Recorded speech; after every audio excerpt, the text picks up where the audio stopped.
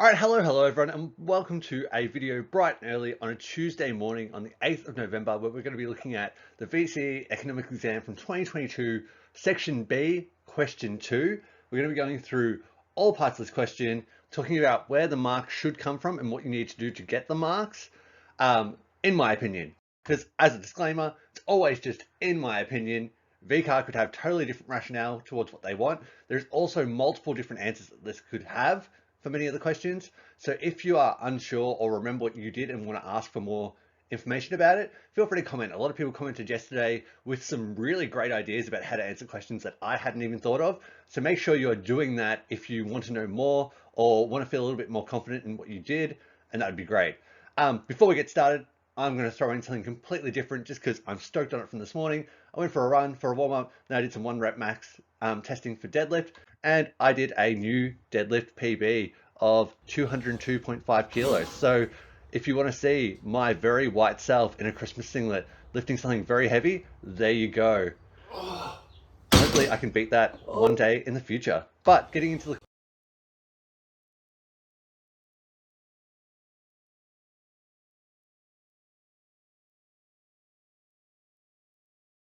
questions, we've got question 2, outline how the stance of budgetary policy may be determined, for 2 marks.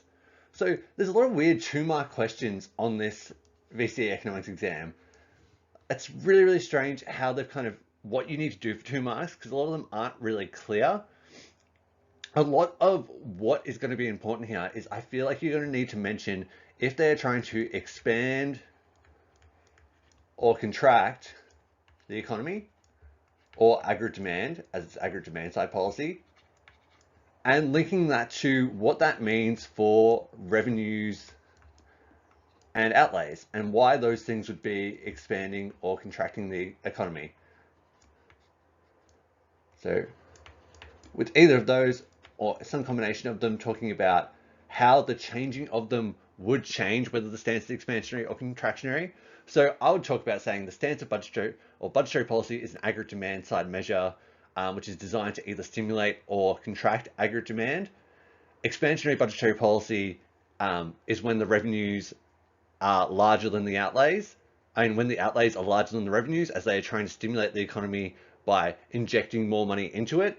Whereas contractionary budgetary policy is when the revenues are larger than the outlays, as they're trying to slow things down. That seems like too much for 2 marks though. So I'm assuming that if you just did 1/2 of that, you're going to get the full 2 marks. Well, I'd hope so anyway. Then we get into question 2, explain how automatic stabilizers have affected the government's budget outcome for 2021-2022.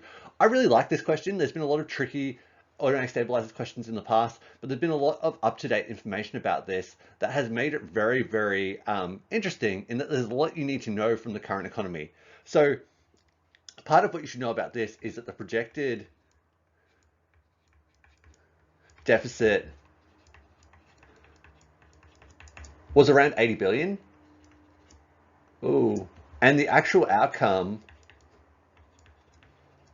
was 29 billion. And it was because of unexpectedly strong performance by our commodities exports.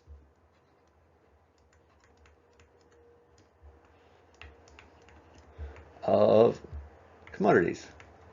And so what's really important about our commodities is that they have inelastic demand. So even though the price of them was surging, there was still a lot of demand for them overall.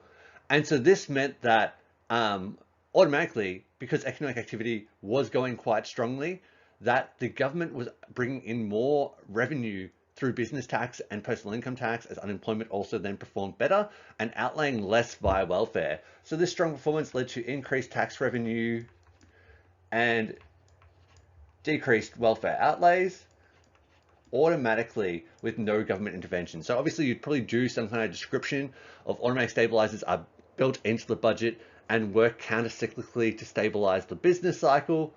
In regards to the Australian government's budget outcome for 2021-2022, it was a forecasted deficit of $80 billion, but because of unexpectedly strong performance of our commodities exports, this increased aggregate demand and stimulated economic activity, and therefore led to increased tax revenues as businesses had higher profits and there was less unemployment, and therefore due to less unemployment, there was also decreased welfare outlays, leading to that 29 billion deficit outcome. Saying some combination of that is what you're going to need to do for 4 marks. It's going to be a really tough question to get all the 4 marks because I'm expecting that VCAR is really going to expect that you know all this up-to-date information and can talk about it really, really clearly. If you don't talk about the actual current economy in this, you're probably only going to be able to access 2 or 3 of the marks.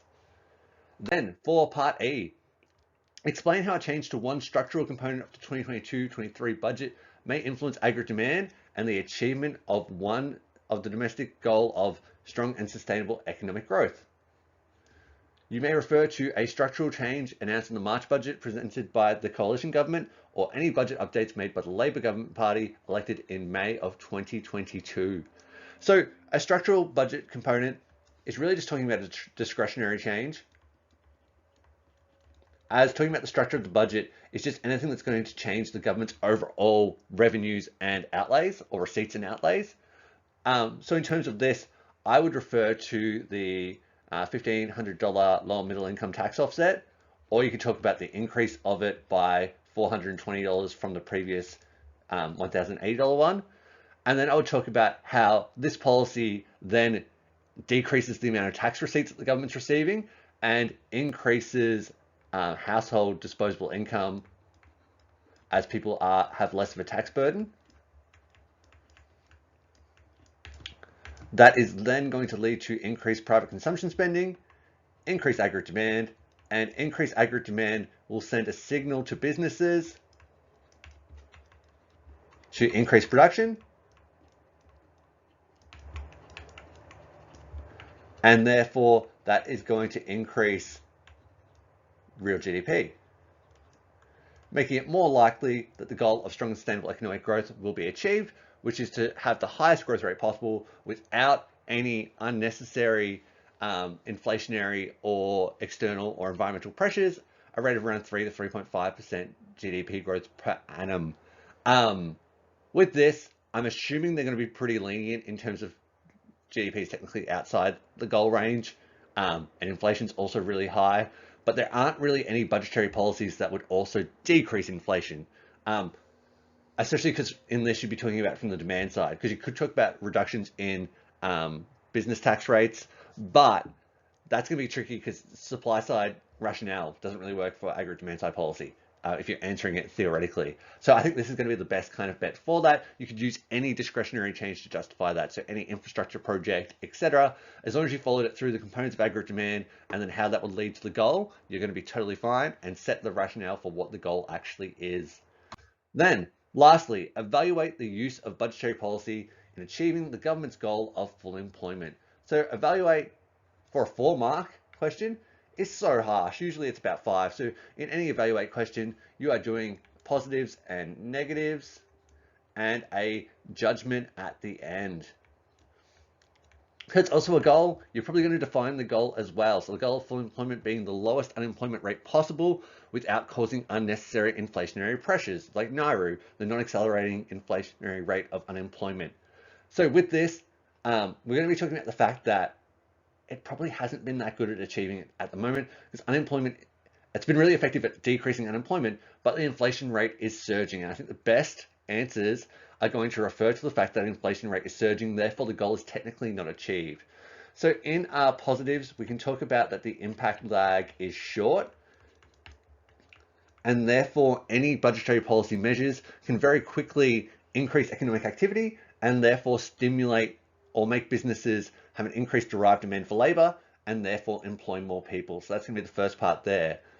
A negative of it is you could talk about implementation lags. So you could talk about anything that the government wants to implement now to slow the economy down or be contractionary in nature. You could talk about the fact that that needs to be voted through Parliament, and therefore implementation therefore might take a while to actually have an effect. So anything they want to do to slow down inflation so the goal can be achieved is going to take a little while because they've got to vote it through. You could also talk about political bias. There's been the stage 3 tax cuts to the wealthy and not a lot for low-income earners, and therefore tax cuts for the wealthy aren't really going to help with the unemployment rate. So you could talk about that, but as long as you had some really, really clear strengths and weaknesses, and then a judgment overall, and your judgment should be that the goal is not being achieved.